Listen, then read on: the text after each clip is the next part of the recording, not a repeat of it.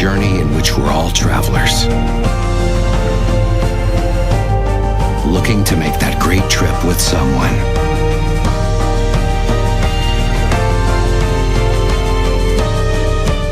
Journeys are made by the people you travel with.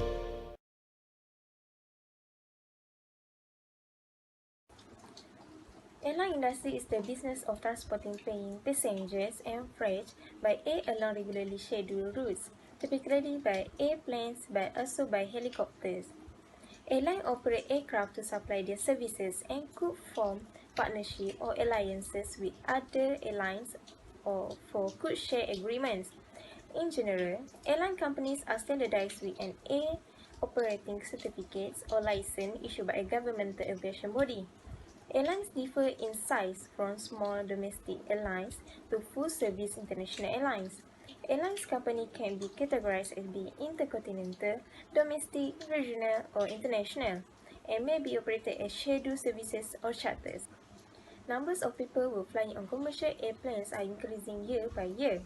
The 1926 Air Commons Act established licensing requirements for pilots and airlines, while creating an airway network with lights and radio beacons. This provided greater safety in the air and greater consumer confidence in the air industry. Companies such as Boeing, Douglas, and Lockheed began focusing on aircraft manufacture and design. Air transportation operation could be scheduled or non-scheduled. Most commercial airlines operate according to a schedule. Even though the plane is not full, the flight is still flying on their regular routes. Air transportation that do not operate based on a schedule typically fly during off-peak hours and typically have more flexibility regarding choice of airport, flight times, and load factors. Meanwhile, non-scheduled air carriers offer charter flights, passengers, cargo, or specialty flying services.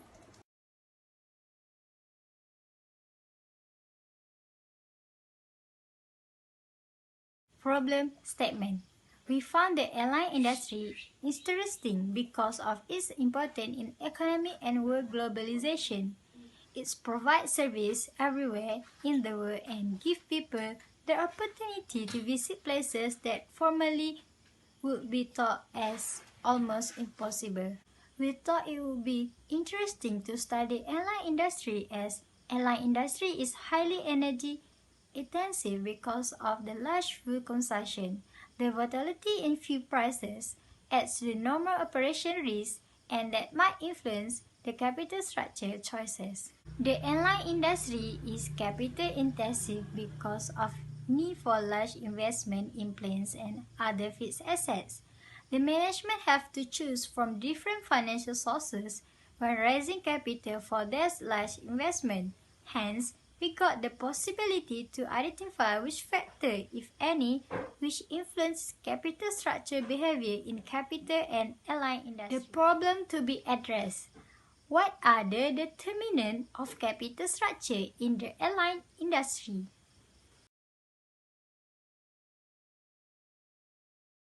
In 1903, air travel has been known as a very crucial means of transportation for people and products. The airline business is a major industry relied upon a million not only for transportation but also as a way of making a living. Airplane has begun around the first few years of the 20th century, but flying was a risky, not commonplace until 1925. The Air Mail Act of 1925 facilitated the development of the airline industry by allowing the postmaster to contract with private airlines to deliver mail. Shortly afterwards, the Air Commerce Act gave the Secretary of Commerce authority to establish airways, certify aircraft, license pilots, and enforce air traffic regulations. In 1938, the Civil Aeronautics Act had established the Civil Aeronautics Board. CAB serves several functions. The two most significant are determining airline routes of travels and regulating price for passengers' fare. The CAB bases airfares on average cost, so the airline compete by striving to offer the best quality service.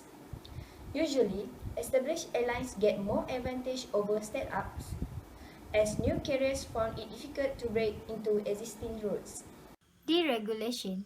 In the mid-1970s, Afrihan, an economist and deregulation advocate, became chairman of CAB. Around the same time, a British airline begins offering low-cost, long-haul flights, occasioning a desire for US-based airlines to lower their fares. This influence led to Congress passing the Airline Deregulation Act of 1978, leading an era of creative free market competition. The CAB disbanded a few years afterward. Late 20th century. Post-deregulation, new carriers rushed into the market, and new routes directly connected the city were added. Competition and the number of customers increased caused fare of airlines to drop. In the early 1990s, some carriers disappeared completely following the Gulf War and the subsequent recession. Surviving airlines managed to overcome the recession and return to record profitability by the late 1990s. 21st century. In 2000, we have seen a growth in low-fare airlines, which could better satisfy the new demand for low-cost travel. We have also seen that operating costs as fuel and labor costs has been increasing. The economic downturn led to massive layoffs and cutbacks in the industry in 2001. Losses continued for years, and the industry didn't return to profitability until 2006. A relatively stable period followed, although controversy arose over the service quality.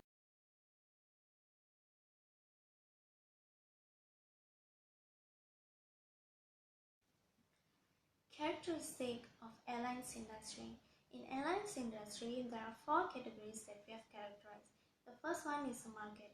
In global market, in the year 2000, there were 23,000 aircrafts that started operated, whereas in US alone, 100 certified passenger airlines that started operated over 11 million departures per year. The second category is the good, bad, and the ugly. The good side of an airline is that some airlines they produce private rooms and private cabins, while the bad is the fees. The ugly is that we can see in 2010, Ryanair says that they will charge for those who use toilets on board. The third category here is the nature of airlines industry. Airlines industry can be divided into four categories: international, national, regional, and cargo. Basically, there are three primary business models. They are full service carrier, low cost carrier, and charter carrier. And finally, we will look at the competition. Airline industry exists in an intensely competitive market. Over the years, there are many airlines companies that shut down and gone bankrupt. Apart from just competition, there are other threats to airlines industry, which are weather, fuel costs, and labor costs. Extreme cold, hot, or fog can cause an airport to shut down or cancel flights. The second largest expense of an airline industry is the fuel cost, and the first largest expense of an airline industry is the labor cost, where they have to pay the pilots, co-workers, administrations, and others. Thank you.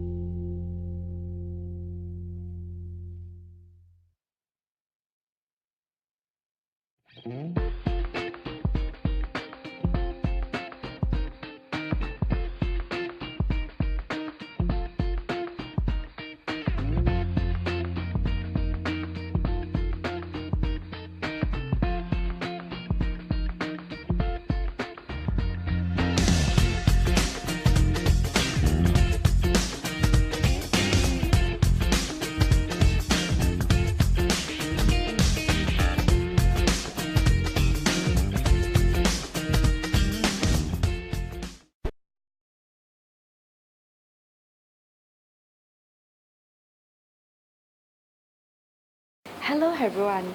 For a conclusion, as what my team already said before, it's a very important to have a capital structure for each company. Why?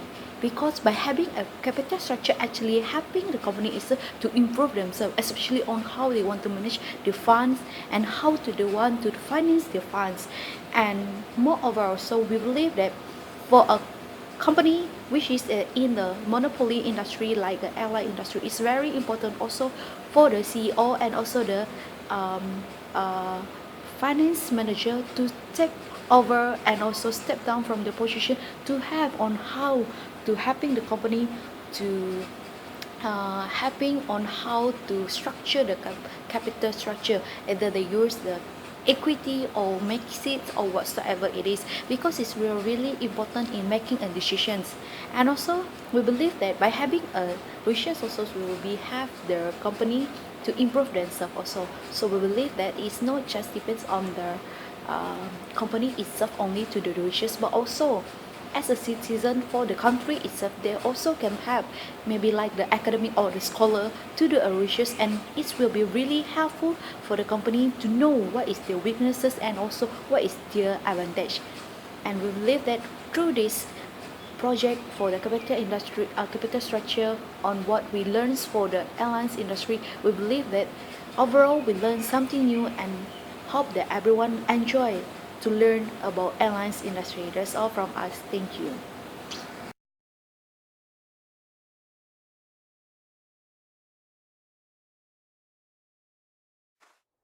Someone asked me, when was the last time you did something for the first time?